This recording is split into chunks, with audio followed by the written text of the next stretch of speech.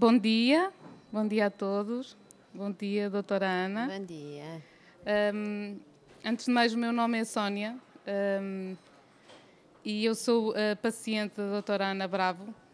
Sou uma simples anónima, mas além de paciente, uma fã incondicional do seu trabalho. Obrigada. E, portanto, foi para mim uma grande honra receber este convite para estar aqui. Não só porque, para mim, eu sinto-me peixe na água, porque a FNAC, as livrarias em geral, para mim, têm muito significado. E, portanto, é com muito orgulho que estou aqui hoje e vou tentar passar... vou tentar ser eu própria, não é? Trouxe aqui o livro. Eu já tinha lido o livro quando ele foi lançado. Voltei a lê-lo agora e não tem nada a ver. Portanto, teve um impacto completamente diferente. Se calhar fazia aqui uma pequenina contextualização antes de avançarmos. Como entender, sim. Portanto, há cerca de 5 anos, vai fazer 5 anos agora no final do mês de agosto, eu passei assim por um tsunami na minha vida. Foi um cancro do ovário, e foi assim o despertar, não é? Como devem imaginar. E foi nessa altura que eu procurei a doutora Ana Bravo, porque estava preocupada, não é? Com a questão do corpo, da alimentação. Aliás, foi sempre uma preocupação na minha vida, porque sou daquelas pessoas que passei a vida a fazer dieta. Mas nessa altura mais ainda, não é? A consciência também falou mais alto e mergulhei novamente numa nova dieta, não é? Agora aqui muito bem acompanhada. Mas também durante esse processo eu percebi, como nunca tinha percebido antes, que havia aqui uma componente emocional muito forte e que era ela que me fazia oscilar, não é? Andar aqui neste efeito ioiô. E, portanto, nessa altura iniciei um novo processo, o processo da minha vida. E foi nessa altura também que saiu este livro. E eu disse, não, bem, nada é por acaso. Eu comecei a ler e eu disse, isto parece que foi escrito para mim. E, portanto, há 5 anos que estou neste processo de desenvolvimento pessoal, a conhecer-me, e voltar a ler este livro e todo o percurso que eu já fiz foi, assim, uma coisa impressionante. Eu ia lendo e ia dizendo, isto foi escrito para mim, claramente. E foi, e de alguma forma foi. Pois. E, portanto, não fiz assim, não elaborei assim um guião. Fui selecionando aqui algumas coisas que eu acho que é importante falarmos um bocadinho sobre elas. Claro que sim. Deixe-me só, já agora, eu convidei a doutora Sónia para fazer a apresentação, digamos, para conversarmos um bocadinho sobre este livro, porque acho que o mais importante nele, não sendo um livro, este é o meu 7º livro, e não é um livro de nutrição como todos os outros 6 são, é um livro mais sobre aquilo que eu chamo de alimentação do sentir. E, portanto, não fazia muito sentido ser alguém a apresentá-lo que não o conheça bem, que não o tenha lido, que não o tenha vivido, que não tenha sentido que o livro a ajudou de alguma forma. E eu sabia que a doutora Sónia, precisamente porque, como disse, a acompanho, tinha tido essa experiência, portanto, pareceu-me que ninguém melhor para estar aqui hoje e por isso muito obrigada. Vamos falar um bocadinho do livro, não é? Exatamente. Portanto, eu estive aqui a ver que o livro, ele divide-se aqui em vários capítulos, não é? E eu escrevi aqui, aprender a saborear, depois o capítulo do amor, sendo o amor a chave de tudo, a alimentação do sentir, a dieta, a alimentação e nutrição, aqui o foco maior na questão da nutrição, não é? O equilíbrio através da alimentação e a meditação.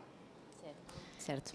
E, portanto, se calhar fazíamos assim uma viagem assim pelo livro, começando aqui pelo aprender a saborear. Sim. O livro surge, como os outros 6 anteriores, após um convite da editora, que foi sempre a mesma, para fazermos um novo projeto editorial. E eu comecei por cada vez que me sentava para escrever, era diferente das outras vezes. Portanto, percebi que não queria escrever mais um livro de nutrição e fui-me deixando escrever. E quando percebi, como tinha recuperado, ou estava a recuperar de um burnout, e de uma série de processos emocionais que inevitavelmente tinham interferência na minha alimentação, sendo eu nutricionista há 18 anos e não deixavam de ter por isso. Portanto, fui deixando ir, fui escrevendo, e a determinada altura olhei para as páginas que tinha escrito e pensei, bom, eu estou a sair completamente da direção do que seria suposto, mas estou a ser fiel a mim mesma, portanto vou enviar à editora, tenho muito à vontade com todos eles, e vou ver qual é a opinião deles, porque de facto isto é uma coisa completamente diferente de tudo o que já escrevi. Enviei para a editora, expliquei, disse que não me fazia sentido de facto escrever um livro, pelo menos naquela altura, há um ano mais ou menos, um ano e tal. O livro saiu mesmo com o início da Covid, portanto não pôde ser lançado na altura. A resposta da editora foi muito positiva. De facto, não esperavam que o conteúdo fosse assim, mas deram-me esse voto de confiança. Eu acredito que tenha sido por aí. O livro reflete, para mim foi um salto de coragem, sem dúvida nenhuma.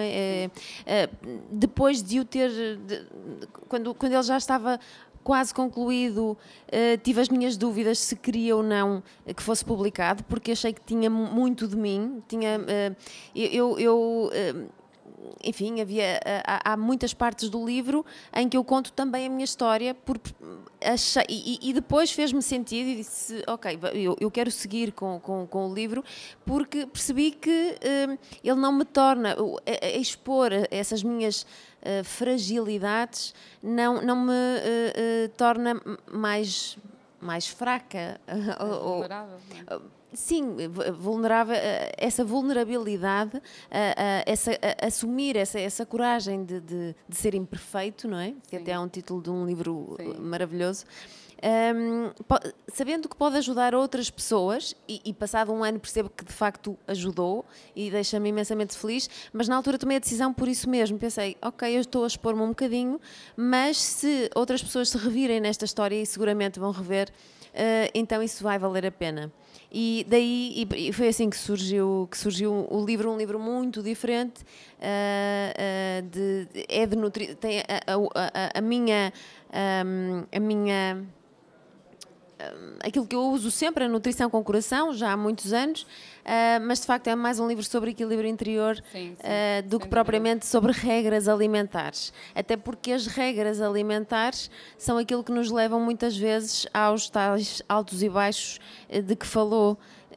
Quando seguimos um plano sem nos questionarmos qual é o motivo pelo qual o queremos seguir. Sem dúvida. E se for uma questão de saúde, muito bem. Bom, se tivermos um diabético, um insuficiente renal, naturalmente terá que seguir regras muito rigorosas de alimentação. Mas a grande maioria dos casos que eu vejo são casos de emagrecimento e de pessoas que chegam muitas vezes pelos motivos não tão certos, não queria chamar errados. Ou seja, porque o marido disse que estão gordinhas, ou porque a melhor amiga é muito magra, ou porque não se sente bem no grupo de amigos, porque são um bocadinho menos cheinhas, ou enfim, ou não é um motivo que venha de dentro, e portanto acabamos por começar, ou acaba por se começar um plano alimentar de restrição calórica por um motivo que não vem de dentro, e acaba por ser muitas vezes um insucesso, ou é um sucesso, não se pode chamar um sucesso, tem sucesso por um período curto de tempo, e não é isso que se pretende, não é? Exato. Até porque dieta, a palavra dieta etimologicamente quer dizer modo de vida, portanto passar a ter a seguir uma dieta passar a ver os cuidados alimentares como um modo de vida. E foi assim que eu sempre, quer dizer, comecei a ver isso agora, não é? porque de facto eu sempre fiz dieta, porque não estava contente com o meu corpo, não é? Mas não sabia porque é que estava a fazer. Cumpria um conjunto de regras, e então, quando aqui no livro fala disso, e fala muito bem, a questão das regras, do excesso de regras que temos na vida já. Não é? Eu fazia dieta porque tinha que fazer dieta, ponto. Não é? Sem se questionar. Sem me questionar porquê, qual era o motivo, qual era o propósito. Até que percebi que o meu propósito era exterior, aquilo que acabou de dizer, não é? Como não vinha de dentro, acabava por abandonar, passado algum tempo. Abandonar, sim. E todo o processo que descreve aqui, questão da maturidade emocional. Alimentar, exato. O conceito de maturidade alimentar vem já desde do primeiro livro que escrevi. É um conceito simbólico, mas que eu uso muito até na consulta para falar com as pessoas.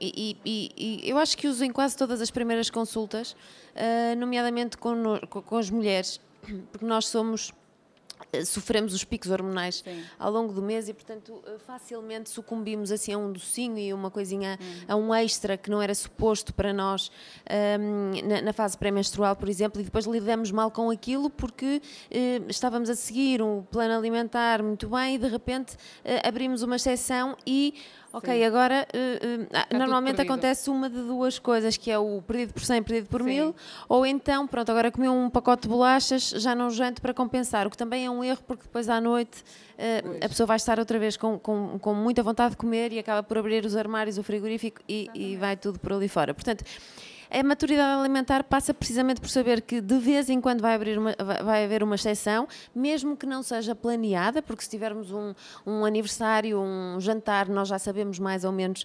e permitimos-nos aquela exceção, mas de vez em quando há um ou outro momento que não estávamos à espera e aparece uma amiga com uns bolinhos ou alguém no trabalho faz anos e nós não sabíamos.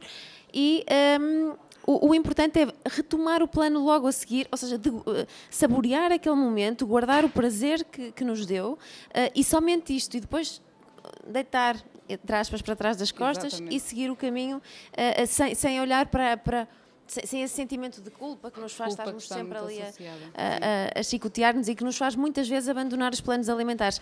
Porque, na verdade, nós já vivemos, grande parte de nós, numa correria tão grande e com um conjunto de regras e de tarefas que por si só já é tão tão grande, já preenche tanto os nossos dias que nos esquecemos muitas vezes que a alimentação, mesmo que tenhamos um propósito específico com o plano alimentar que estamos a fazer, como por exemplo emagrecer, tem que ser, antes de mais, um prazer, tem que o momento das refeições, os momentos em que vamos comer, têm que nos dar prazer, temos que degustar, que saborear e não podemos passar a vida a comer comida que não nos agrada ou com um paladar, enfim, só porque estou a fazer dieta, portanto, olha, como isto quase de nariz tapado para não sentir, porque isto é o certo. É tudo muito mecanizado, não é? Sim, não pode ser, não faz sentido. E eu percebi isso, que de facto a minha alimentação era assim, não é? Era mecanizada e não havia o tal amor, não é? O amor, até na preparação da refeição, não é? É uma terapia, pode ser uma terapia. Que é um momento de consciência, não é? E que eu hoje em dia faço isso, tenho esse cuidado, não é? De preparar com tempo, com dedicação, com atenção sobre o modo de preparação e depois também durante a refeição. Portanto, não ter 20 estímulos à volta, não é? Nem pensar, não é? Só uma boa conversa. Sim. Ou uma boa música. Exatamente. Nada de televisão, nada de telemóvel. E é aí que entra o amor. Depois percebi que, de facto, o amor que tanto fala no livro tem muito a ver com isso, com essa consciência, com essa dedicação às coisas, com esse tempo para nós, com essa permissão, não é? Certo, verdade. Há pessoas que não disponibilizam por vários motivos, têm muitos filhos, têm que cuidar dos pais ou dos avós, enfim, e depois têm o trabalho, etc. E não têm assim tanto tempo quanto isso, mas se virmos os momentos, da mesma forma que tirar um produto pré-confeccionado e colocá-lo no forno e esperar que fique pronto, da mesma forma que temos que fazer isto, porque temos que nos alimentar, preparar refeições simples, e muitas estão no blog Nutrição com Coração, assim que as pessoas se disponibilizam a fazê-lo, percebem que afinal ok, eu demoro o mesmo tempo. E a forma como nos alimentamos é uma forma de nos mimar, é a primeira forma de nos mimarmos, porque em todas as outras, o ir ver o mar, o ler um livro de que gostamos, ouvir uma música, são formas, não são vitais. E eu acho que todas elas estão relacionadas, não é? Porque quando nos começamos a alimentar melhor, depois apetece-nos mais ir dar uma caminhada. Mimar-nos mais. Acho que depois acaba por ser aqui um ciclo. Sim, mas é exatamente isso. A alimentação é a primeira, sendo vital, é a primeira forma de nos mimarmos. Sim. Tem que ser, a partir do momento em que lembro-me de imensos pacientes que tinham por hábito o normal, chegar a casa, levar os miúdos para o banho, ir para a cozinha e preparar algo muito rápido e depois voltar para ver se não estava a pegar, a cozinhar demais e depois... Tudo em piloto automático, não é? Exatamente. Exato. Então eu pedi, ok, então vamos fazer por etapas e vai ter as coisas mais ou menos programadas semanalmente e vai passar menos tempo cada dia na cozinha, se calhar ao fim de semana ou ao domingo um bocadinho mais a planear a semana, e em cada dia vai passar um bocadinho menos, vai ou pôr uma música de que gosta, fazer uma limonada com um hortelã e estar a degustar enquanto está a cozinhar, e sejam 10 minutos, um quarto de hora, é um momento quase de terapia e lá está, e é aí que começa o amor. Aliás, porque a nossa dieta, os princípios da dieta mediterrânica passam muito, nós é que temos esquecido isso, passam muito não só por questões alimentares, por indicações alimentares, mas muito por outras, de o convívio à mesa, a passagem de receitas de geração em geração. Questão cultural, não é? E que se perde um bocadinho no meio destes dias sem dúvida. tão preenchidos e, portanto, é importante voltar a isso. Levar os miúdos para a cozinha e certamente muitas pessoas pensarão, agora vou levar os miúdos para a cozinha, quer dizer, num dia-a-dia isto é impensável. Mas se ao domingo tirarmos um bocadinho mais, uma hora, para planear a semana, isto já é possível. Pois já. Tudo é possível, não é? Desde que nós... eu acho que o início é sempre a permissão, não é? O permitir-me a querer viver assim. E aqui a questão das crenças, não é? O que está cá gravado, o que está cá interiorizado faz toda a diferença. E, de facto, eu acho que a magia deste livro é exatamente essa. É partir da sua experiência, ter a coragem de partilhar isso com o mundo, não é? E dizer, olha, eu passei por este processo, se calhar há outras pessoas que passaram também e poderá fazer sentido partilhar, não é? Ter aqui alguma abertura. E isso é preciso muita coragem. E, de facto, eu que ando nesta vida de dietas, de nutricionistas há tantos anos... E sendo psicóloga também tem outra... psicóloga, exatamente. Foi a primeira vez que me fez sentido. Porque, de facto, todas as dietas que eu fiz foi sempre de uma forma mecanizada. Tenho que cumprir, agora tenho que me motivar. Vamos lá, é isto. Custa o que custar, não interessa como. Custar, não é? É quase aquela ideia de chicotear-me, não é? Punir-me. E não mimar-se. E não mimar-me. Quer dizer, o essencial nunca estava lá, não é? E agora está? Agora está. Está. Ainda tenho uma longa caminhada pela frente, não Também é? eu. Depois, e às vezes vou tão certinha, estou tão contente comigo e depois de repente acontece qualquer coisa, lá vai tudo por água abaixo. Mas... é aí que lê o capítulo sobre maturidade alimentar. Faz toda a diferença, não é? O sentimento de culpa, não é? Fazia-me achar que não era capaz, não é? Que a culpa era minha, que eu é que não era suficiente, ou que eu é que não estava a ser suficientemente forte, não é? E depois de ler o livro percebi que não. não tem nada a ver, não é? E de ler a sua história e de pensar, bem, se ela que é nutricionista, não é? Também teve. Passa por este processo, então é normal tu passares também, não é? Claro. Não somos super mulheres, não há super mulheres, nem super homens, e portanto esperarmos isso de nós é condenarmos-nos à partida, é vivermos infelizes. Não... Aqui a questão da vulnerabilidade faz toda a diferença. O permitirmos-nos a essa vulnerabilidade, admitir que não tenho que estar sempre bem, não tenho que estar sempre disponível para os outros, não tenho que estar sempre perfeita, impecável, está tudo bem, não é? Isso faz toda a diferença depois no processo de emagrecimento e em qualquer processo, não é só nesse. Ou na forma como vemos a alimentação no geral, não é?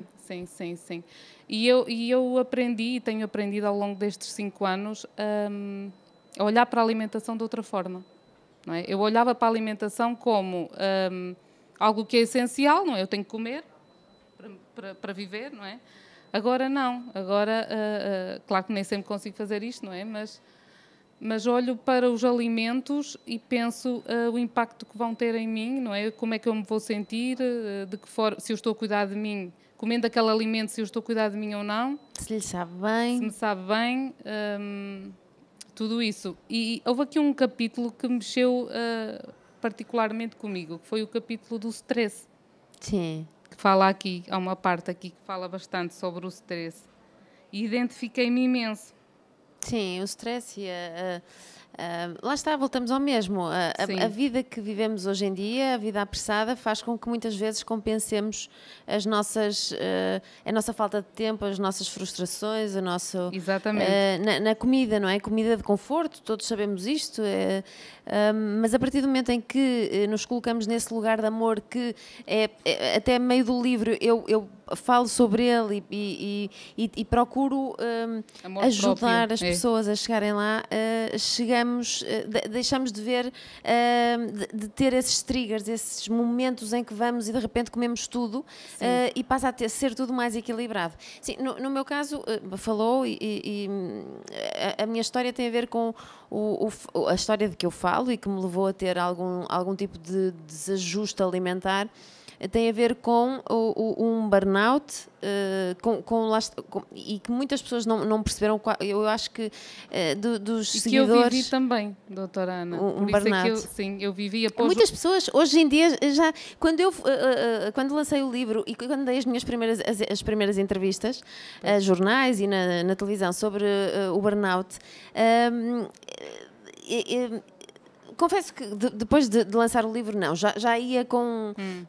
Ok, fiz isto, quero fazer isto, mas no início era um bocadinho, recebia imensas mensagens de pessoas, algumas perguntavam como é que eu tinha tido coragem, será que as pessoas vão continuar a ter confiança em si, porque se diz que teve uma espécie de esgotamento, então depois volta ao normal. Houve também uma redescoberta a esse nível espiritual, de que falo no livro necessariamente, sim. A descoberta da meditação, o mergulhar ao longo de uns anos, porque isto é o resultado de 4 anos, em que estive nessa redescoberta de viver. Mas aquilo que mais me chocou, se é que posso dizer assim, foi quando eu enviei o livro, as pessoas da editora com quem me dou muito bem disseram-me: oh, Ana, é curioso porque as pessoas que a seguem nas redes sociais não imaginariam que estava a passar por este processo. E eu pensei, de facto é preciso gastar uma energia incrível para mostrarmos uma realidade que não existe, sem para dúvida. Cobrir, para taparmos. E as redes sociais muitas vezes cumprem esse papel, infelizmente, não é? Sim, verdade. Eu costumo dizer que às vezes aquela foto foi o único momento do dia em que sorrimos. Sim, pode ser. Não, e a pessoa vai ver, esta tem uma vida maravilhosa. E se calhar foi um dia péssimo. Sim. Não é? E haver esta coragem de mostrar o outro lado, não é? Não é só o lado luz, há também um lado sombra e temos que o acolher, não é? Claro que o acolher, é isso mesmo. Temos que nos dar colinho antes de todo o resto. Sim. E tal começa pode não começar imediatamente pela alimentação, pelos alimentos em Sim. si, mas começa sempre por uma alimentação que tem a ver com o equilíbrio interior Sim. e a dita alimentação do sentir. E eu acho que eu estou muito, sinceramente, estou muito feliz por ter lançado este livro desta forma. Um ano e meio depois, não tenho dúvidas nenhumas, se antes tinha algumas, de que de facto era isto que eu queria, era o livro que fazia sentido depois dos outros 6. Não sei se vou escrever mais algum livro ou não faço ideia. Aí provavelmente, se escrever, já será um livro só de nutrição, associado nomeadamente à sustentabilidade alimentar, mas fico muito feliz com os relatos que vou recebendo, as histórias, as cartas. É assim, enche a alma e penso, ok, eu sabia que a minha história podia inspirar outras pessoas que se revêem no mesmo, e isso está a acontecer. Aqui a primeira página, que foi escrita pela Carolina Deslandes, desculpem lá, eu não tenho grande experiência com isto às vezes, isto foge. Que também é uma pessoa muito inspiradora a esse nível, não é? Tem uma coragem enorme de mostrar o que há para lá daquela capa, não é? E também me fez muito sentido ela estar aqui, as palavras dela estarem aqui. E acho que é mesmo isso. Às vezes vivemos as coisas muito isoladamente. A alimentação é a alimentação. São as emoções, são as emoções. São os pensamentos, são os pensamentos. É isto. Mas não, está tudo ligado. Está tudo, uma coisa puxa pela outra. Não está compartimentado, não é? Exatamente. A alimentação faz parte da nossa vida e, portanto, deve ser dar-nos o máximo de prazer e ser o mais acolhedora possível, e ser um momento em que nos estamos a mimar e a dar-nos amor. Sim. E porque acho não adianta ter um plano alimentar se depois a questão emocional não está trabalhada. Certo. Não é? Não é por aí. Portanto, faz muito sentido, e eu que já li bastantes livros de nutrição, este marca pela diferença. Obrigada. Claramente, marca pela diferença. Obrigada, doutora Sónia. Eu acho que esta é a melhor forma se calhar, de darmos de terminarmos esta apresentação. Eu posso só terminar aqui com uma listinha que eu fiz. Palavras-chave deste livro: amor próprio, poder pessoal, viagem com o coração, maturidade alimentar, livre-arbítrio, liberdade, equilíbrio, consciência, saúde, coração, alimentação do sentir, o stress e a meditação. Foi assim. Muito obrigada. Muito obrigada mesmo. De nada. Obrigada eu.